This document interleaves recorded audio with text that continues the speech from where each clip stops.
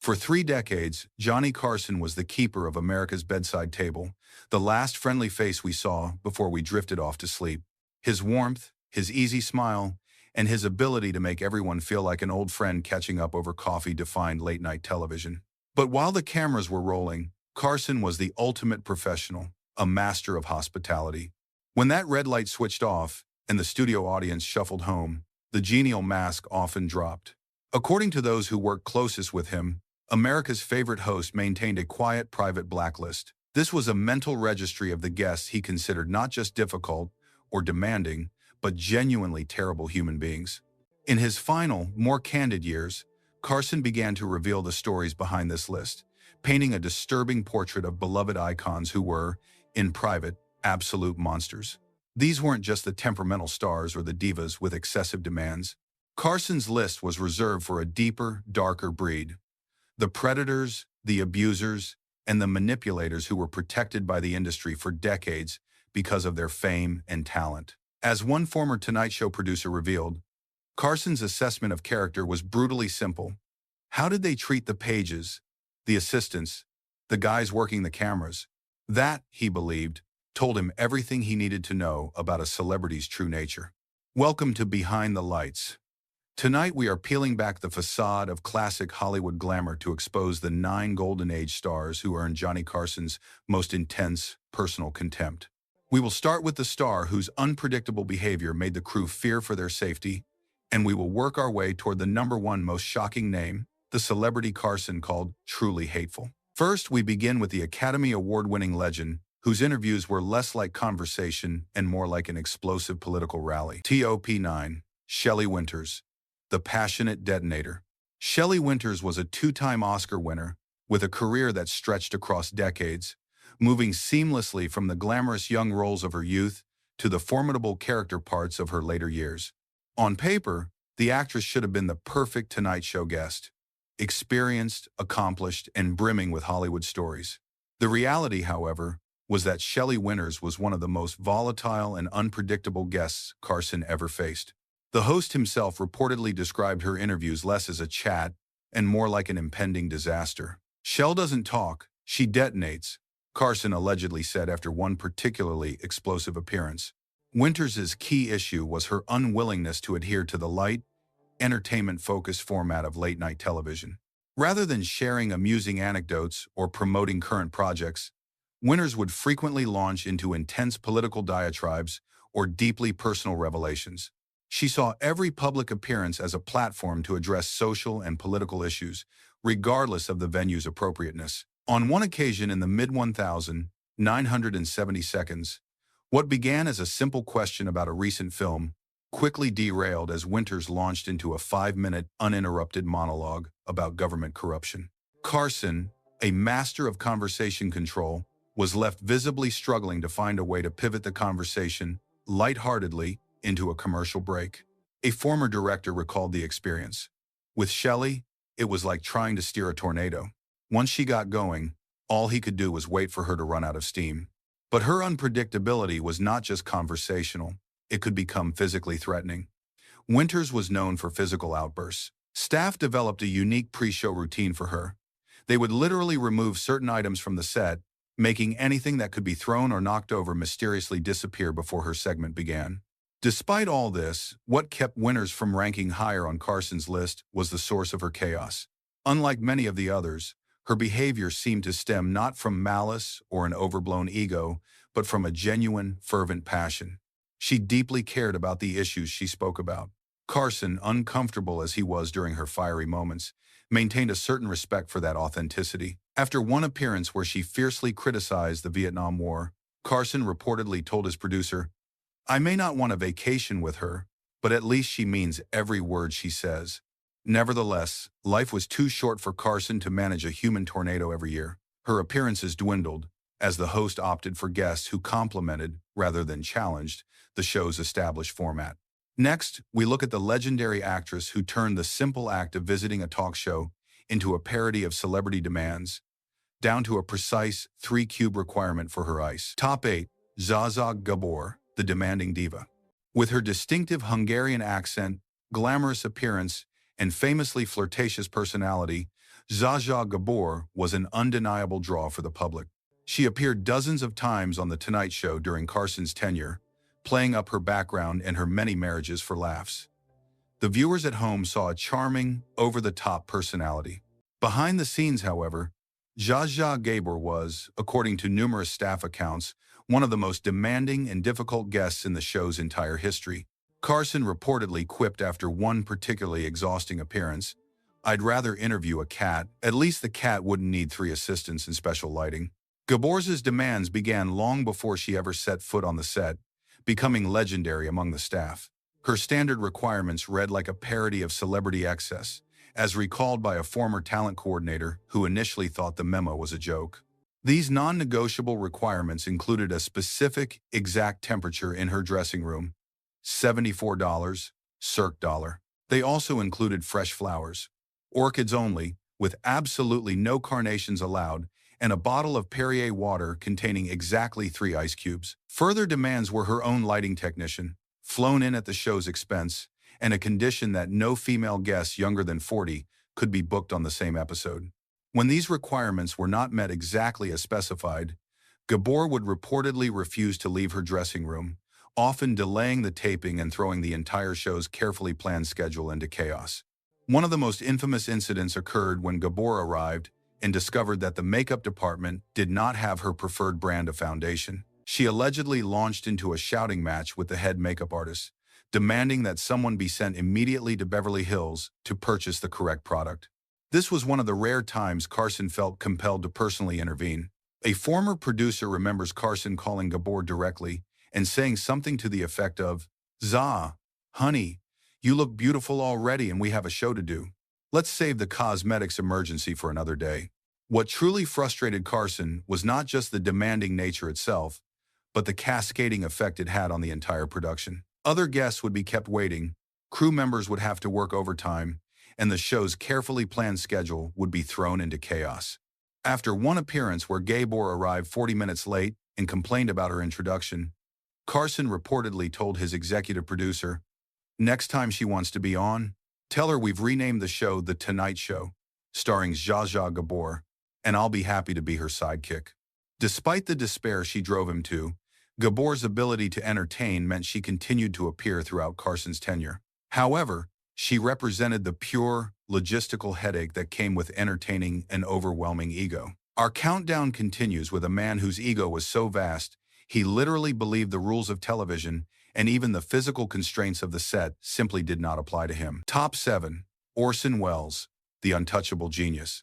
Orson Welles, the brilliant mind behind Citizen Kane, appeared on The Tonight Show multiple times during the Carson era, always generating memorable television with his booming voice, larger-than-life presence, and remarkable stories from his storied career. Viewers at home saw a charming, brilliant raconteur. Carson and his staff saw something else entirely, a man whose ego had grown so enormous that he believed the normal rules of television simply did not apply to him. Carson, whose patience was famously long, reportedly told his producer after one particularly difficult Welles appearance, "Never again. That guy thinks he's still running Rome." The problems typically began before Welles even arrived. According to Tonight Show writers, Welles routinely dismissed any prepared questions or topics Carson's team had developed. One former writer recalled, "He told us our questions were pedestrian and obvious. He literally crossed them all out and handed back an empty page." This left Carson in the uncomfortable position of having to interview one of cinema's most significant figures with virtually no preparation or framework. This was especially challenging given Welles's tendency to launch into lengthy, meandering stories that were difficult to edit for time. During one appearance in the mid-1970 seconds, Welles was scheduled for a 7-minute segment. He stayed on the couch for nearly 25 minutes, completely ignoring multiple subtle cues from Carson that it was time to wrap up. A director explained that Johnny had a series of signals he would give guests when time was running short. Welles saw them all and just kept talking. We had to bump 2 other guests entirely. Welles's behavior toward the staff was equally dismissive. He reportedly refused to speak directly to production assistants, instead addressing them in the third person even when they were standing right beside him. "Tell the girl I need more water," or "ask the boy to adjust the light." What particularly irritated Carson was Wells's habit of treating The Tonight Show as if it were his own personal platform rather than Carson's program. He would bring props, change topics without warning, and even attempt to direct camera shots from his seat. A former producer recalled a shocking moment. He once actually stood up and tried to tell our camera operators which angles to use. Johnny was livid. After that particularly challenging appearance, Carson reportedly told Ed McMahon, "Genius doesn't excuse everything." He continued, "Being brilliant doesn't give you the right to hijack someone else's show." For Carson, a perfectionist about television production, Wells's disregard for the medium's constraints was especially galling. Though he publicly maintained respect for Wells's contributions to film, privately, he saw him as a cautionary tale of what happens when talent is eclipsed by a boundless ego. Moving down the list, we encounter a star whose talent was undeniable, but whose growing ideological extremism made her a source of deep personal offense and discrimination on Carson's set. Top 6. Jane Russell, the ideological rift. Jane Russell was a quintessential Hollywood icon, one of the most prominent sex symbols of the 1940 seconds and 50 seconds, famous for films like Gentlemen Prefer Blondes. Given her striking beauty and significant place in film history, she seemed like a natural recurring guest for The Tonight Show. Yet, after only a few appearances in the early 1970 seconds, Russell rarely returned to Carson's couch. According to show insiders, this absence stemmed directly from Carson's discomfort with her increasingly extreme political views and, more critically, her reported treatment of LGBTQ+ staff members. Carson, while privately a moderate Republican for much of his life, maintained a strict policy of keeping The Tonight Show relatively neutral on divisive political issues. Russell, however, reportedly used backstage interactions to express hardline conservative views that Carson found deeply troubling. The real breaking point wasn't the political difference, but when those opinions turned into personal attacks on staff members. Russell became notorious for making disparaging comments about LGBTQ+ individuals working on the show. During one early 1970 seconds appearance, she allegedly refused to allow a gay makeup artist to touch her face, demanding a replacement. Even more concerning to Carson was an alleged incident involving actor Rock Hudson. According to a talent coordinator, Russell refused to be booked on the same episode as Hudson, making derogatory comments about his sexuality, which, while not publicly acknowledged at the time, was known within Hollywood circles. The talent coordinator noted, "Johnny had many friends in the gay community, including several staff members. He was ahead of his time in not tolerating that kind of discrimination on his show." Carson's final breaking point with Russell allegedly occurred during a 1973 appearance when she made dismissive comments about civil rights legislation during a commercial break. Though not picked up on broadcast microphones, her remarks were overheard by several crew members and quickly reached Carson's ears. After that appearance, Russell was noticeably absent from the guest roster for the remainder of Carson's tenure. This was one of the few clear cases where Carson appears to have personally vetoed future bookings. For Carson to take such a definitive stance against a star of Russell's magnitude spoke volumes about how strongly he objected to her discriminatory behavior. Next, we look at another female icon whose brilliance was overshadowed by her astonishing capacity for verbal cruelty, forcing Carson to make a rare, direct intervention on behalf of his staff. Top 5. Bette Davis, the verbal flogger.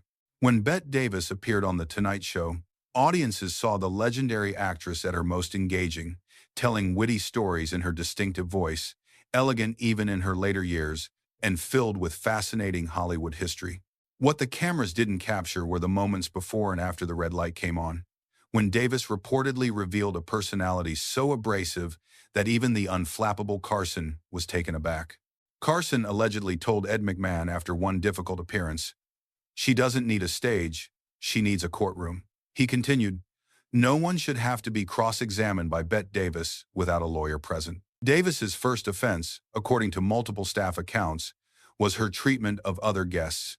When booked on episodes with multiple celebrities, Davis would often interrupt or talk over them, especially if they were younger performers or women. A former talent coordinator recalled that if someone else was telling a story that garnered laughs, you could see her seething, planning how to regain control. She would physically turn her back on other guests sitting on the couch. Behind the scenes, her behavior was even more problematic. She reportedly demanded whiskey in her dressing room before appearances, which was not unusual for guests of her era, but her alcohol consumption sometimes led to inappropriate comments. According to female staff members, Davis regularly used sexist and racist language that shocked even by the standards of the 1,970 seconds. One makeup artist recalled Davis refusing her services, asking instead for someone whose hands don't shake like they're coming off a 3-day drunk. Carson, who generally avoided confrontation, made a notable exception for Davis when she began berating a cue card holder for being too slow during a rehearsal. A production assistant who witnessed the incident recalled that Johnny quietly stepped in. He told her, "Miss Davis, on this show we speak to everyone with respect or we don't speak at all." She was reportedly stunned, unaccustomed to being challenged, but she backed down. What made Davis particularly difficult for Carson was the contrast between her undeniable talent, which Carson admired, and her cruel treatment of others. Unlike some difficult guests who could be dismissed as talentless, Davis was a genuine legend. Nevertheless, after her final appearance in the early 1,980 seconds, Carson reportedly told his producer, "That's the last time. Life's too short to spend it being verbally flogged by Betty Davis, no matter how many Oscars she has." If Davis directed her barbs at adults, our next guest's behavior created a different, more repulsive kind of discomfort: unwanted attention and inappropriate conduct toward young women and female staff members. Top 4. Mickey Rooney, the aging child star. Mickey Rooney was Hollywood royalty, the #1 box office star from 1939 to 1941, and a living connection to the industry's golden age. His appearances on The Tonight Show should have been nostalgic celebrations of an illustrious career. Instead, according to multiple staff accounts, Rooney's visits became notorious for his inappropriate behavior, chaotic energy, and occasional intoxication. Carson reportedly told his producer after one problematic appearance in the mid-1,970 seconds, he thinks being short gives him license to be a pervert. Rooney, then in his mid-50 seconds, developed a reputation among female staff members for unwanted touching, suggestive comments, and ignoring professional boundaries. According to multiple accounts, young production assistants would actively ask to be reassigned when they learned Rooney was booked. One former assistant recalled, "He would grab your hand when you brought him water, try to pull you closer, ask if you were married." She continued, "If you tried to leave, he'd hold onto your wrist just a little too long." Equally concerning was Rooney's apparent inability to recognize when he'd had too much to drink. Tonight Show employees recalled him appearing visibly intoxicated during at least 3 separate appearances, slurring his words and losing his train of thought mid-sentence. During one infamous 1977 segment, Rooney began telling an anecdote about Judy Garland that quickly became inappropriate, forcing Carson to cut him off and pivot to a different topic. Carson, though no prude, had clear lines about professional conduct, and Rooney's behavior crossed them. After one appearance where Rooney made repeated comments about a young actress who was also appearing that night, Carson took the unusual step of apologizing to her personally after the taping. A director recalled, "I've never seen Johnny so embarrassed by a guest's behavior." Carson told the young actress, "That's not how professionals act on my show, and it won't happen again." True to his word, Rooney's appearances became less frequent.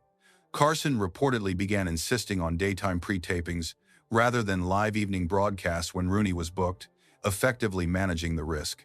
However, even Mickey Rooney's unprofessional conduct pales in comparison to the sheer power and intimidation exerted by our next name. A legendary singer whose appearances felt less like a talk show visit and more like a mob takeover. TOP3. Frank Sinatra, the charming enforcer. On camera, Frank Sinatra and Johnny Carson appeared to share a cordial, even friendly relationship. The legendary singer would joke, tell stories, and occasionally perform, while Carson played the respectful host. Behind the scenes, however, Carson reportedly harbored a deep dislike for Sinatra. It wasn't for his immense talent, which Carson respected, but for how Old Blue Eyes treated people when he thought no one important was watching. According to multiple biographies, Carson once told a friend, "If he didn't sing, he'd be a mob enforcer, and sometimes, I think he was both." Sinatra's appearances on The Tonight Show were notorious among crew members for the tension they created. Longtime staff recalled that Sinatra would arrive with an entourage of up to 8 men.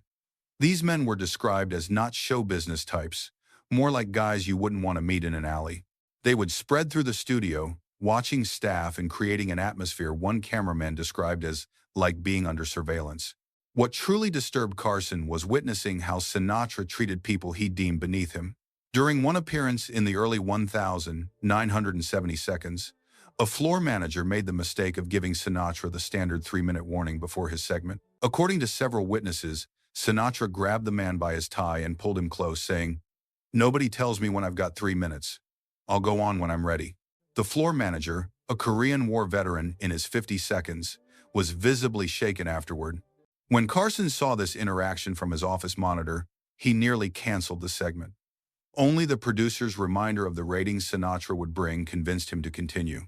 The most revealing moment of personal conflict came during a commercial break when Sinatra made a disparaging comment about a female staff member's appearance, loud enough for those nearby to hear. Carson, breaking his usual professional detachment, coldly responded, "We don't talk about my staff that way here." The tension was palpable, with Sinatra visibly surprised that anyone, even Johnny Carson, would challenge him. After that appearance, Carson reportedly told his producer, "I don't care what his ratings are, limit him to once a year maximum."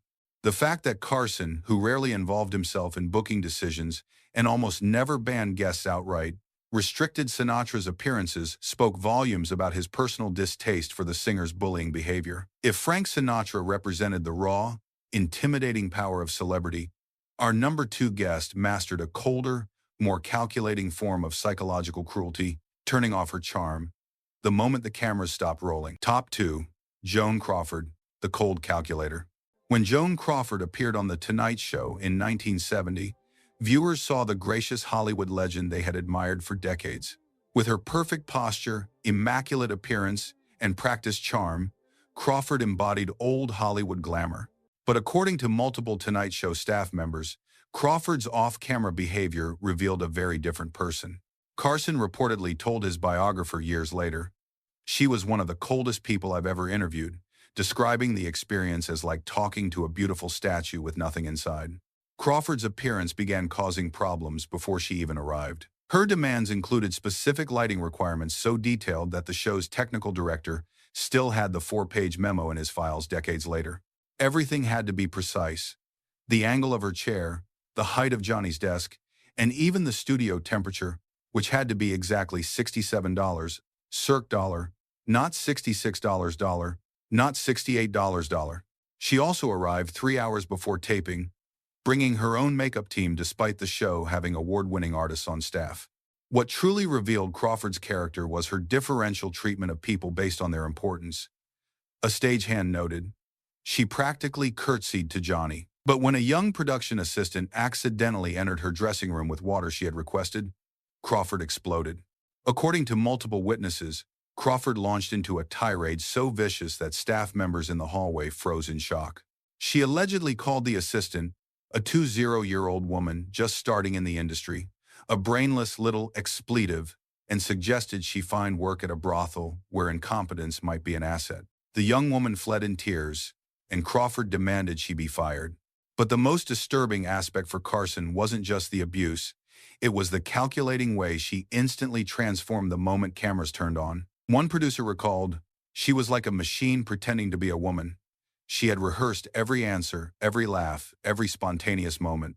During commercial breaks, Crawford would immediately drop her smile and sit in stone-faced silence, not speaking to anyone, only to instantly reanimate when the red light came back on.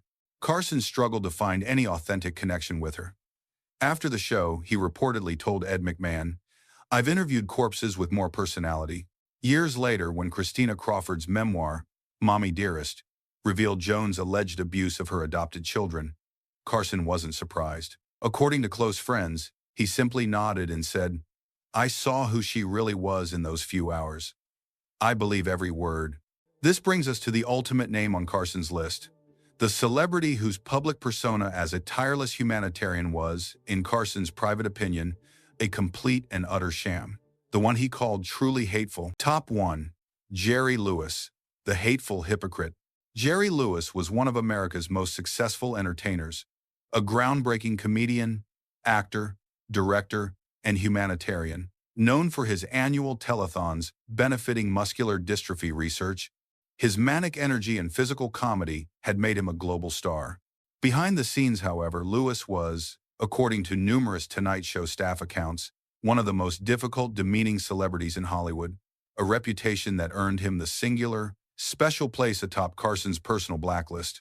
He's what happens when ego outruns talent, Carson reportedly told a colleague after a particularly troublesome Lewis appearance in the mid-1970 seconds. Unlike some difficult guests who reserved their worst behavior for underlings, Lewis reportedly made no secret of his disdain for Carson himself. During one infamous appearance, Lewis repeatedly talked over Carson, hijacked questions intended for other guests, and at one point, actually reached over and adjusted Carson's tie without permission. This move visibly annoyed the normally unflappable host. A former producer explained that it was a well-known rule. You don't touch Johnny unless he initiates it. Lewis knew this and allegedly did it anyway, as a power move. Lewis's treatment of crew members was allegedly even worse. According to several accounts, he would refuse to learn staffers' names, referring to them instead as, "Hey, you," or by their function camera guy, makeup girl, regardless of their experience or seniority. One particularly disturbing incident occurred when a camera operator reportedly coughed quietly during Lewis's rehearsal. According to multiple witnesses, Lewis stopped everything and launched into a tirade, screaming that the cameraman was a professional who breathes like an amateur and demanding he be removed from the studio. A floor manager present confirmed. Jerry screamed at a camera op for breathing loudly. Not talking, breathing. The poor guy had allergies. What Carson found most objectionable about Lewis was the stark contrast between his public persona as a tireless champion for children and his private behavior toward people who couldn't benefit his career. The Jekyll and Hyde routine made Johnny's skin crawl, recalled a producer. He'd watch Jerry cry on his telethon about loving children, then come to our show and treat people like they were subhuman. After Lewis's final appearance on The Tonight Show in the early 1980 seconds, Carson reportedly told his executive producer simply, "Never again." Though Carson rarely banned guests outright, Lewis joined the small group of celebrities who were effectively blacklisted from the show during its final decade. Years later, when asked about Lewis at a private dinner, Carson reportedly said something that shocked those present with its uncharacteristic harshness. He stated that, "In a town full of phonies, he stands out as truly hateful, and that takes some doing." For Johnny Carson, the ultimate professional, the hypocrisy and cruelty displayed by Jerry Lewis cemented his place as the single worst personality to ever grace his couch. Johnny Carson's private feelings about these 9 difficult guests, Joan Crawford, Frank Sinatra, Orson Welles, Bette Davis, Mickey Rooney, Zsa Gabor, Shelley Winters, Jane Russell, and Jerry Lewis, offer a rare, unfiltered glimpse into the reality behind Hollywood's carefully maintained facade of glamour and charm. For 30 years, Carson was the industry's gatekeeper and confessor to the stars. He knew who was genuine and who was faking it.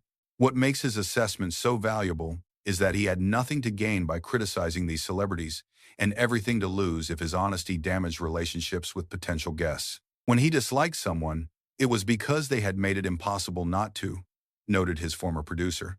Carson tolerated eccentricity, nervousness, and even moderate ego, understanding that these came with the territory of fame. What he could not abide, however, was cruelty, especially toward those with less power. The litmus test. His director recalled Carson's simple test. How did they treat the pages, the assistants, the guys working the cameras? That told him everything he needed to know about someone's character.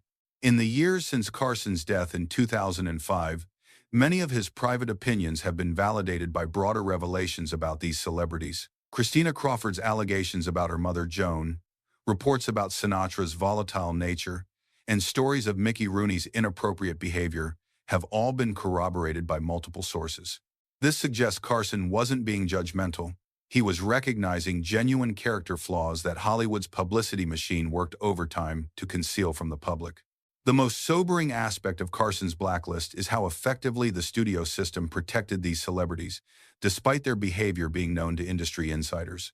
Long before social media and so-called cancel culture, stars could maintain pristine public images while behaving abominably in private. Studios, networks, and publications all had vested interests in maintaining their marketability. As one former Tonight Show writer observed, Back then, someone could throw a chair at an assistant, and as long as they sold tickets, the story would never leave the building.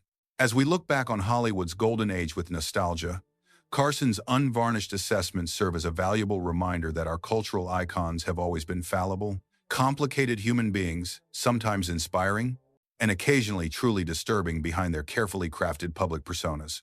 Johnny used to say, "The camera doesn't just add 10 pounds, it adds a layer of fiction." His greatest skill wasn't just interviewing people, it was seeing through that fiction to the truth underneath. If you found this deep dive into Johnny Carson's private world revealing, please like this video and subscribe to Behind the Lights for more explorations of entertainment, history, and celebrity scandal.